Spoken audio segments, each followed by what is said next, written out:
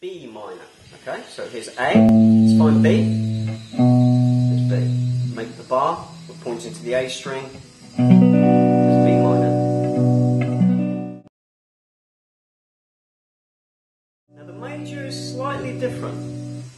We have to raise that note back up. Now, physically that is a really difficult chord to play because you get clumped up, especially when you come up this part of the neck and the frets actually become really tight together there. It's almost physically impossible for me to get a good chord in there, very uncomfortable. So what we can do is actually play those three notes there with one finger.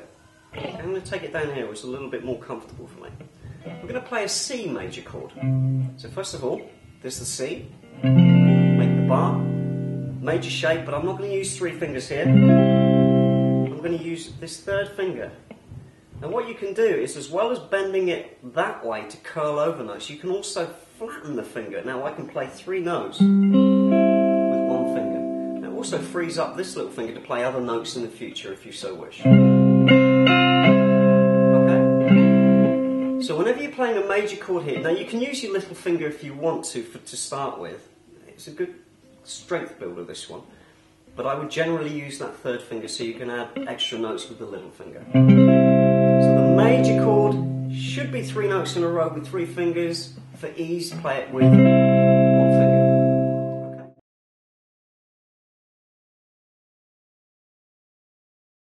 Okay. A, B, C, D, E. E and F together, remember? E, F. What do we do when we sharpen a note? We raise it one fret. E, F, F sharp. Okay?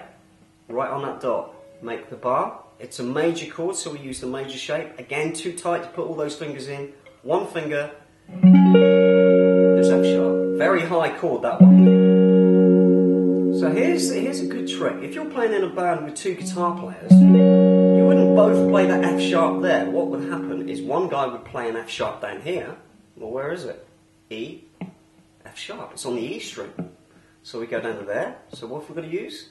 E shape. So one guy's playing down there, the other guy can play up here.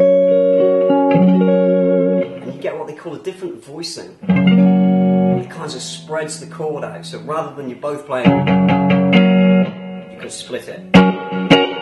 Okay? Very cool. One shape down there, one shape up here. This goes back to what we were saying about learning two or three different shapes. But what's the benefit of learning it on different strings? Well, if we had a chord progression that went, let's say, G to C. Let's do that all on the E string.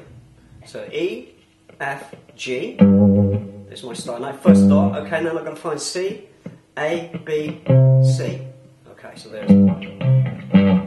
So that's quite a long way to go. So let's use the shapes. E major becomes now G major, C major. So if we're playing a chord progression that goes G, C, that's a big shift to make. Now what we can also do is find the C note somewhere else. G, straight across here, C, A, B, C. So now all I have to do is G, C. Swap between the two shapes, the E shape, and then the A shape with one finger. So, I'm lazy. I don't like to move all that distance, especially when you're playing a fast song with lots of quick chord progressions. You need to be able to get to a place very quickly. So this is the advantage of knowing lots of different shapes that you can kind of play all in one area. Let's just recap. E major, finger off, E minor. Then we can move it. G major, G minor. Same with the A string. A major. To change fingers here, drop that underneath finger, one fret, A minor. Now we can play C minor, D minor, E minor, F minor, and so on. Every chord that there is, major and minor.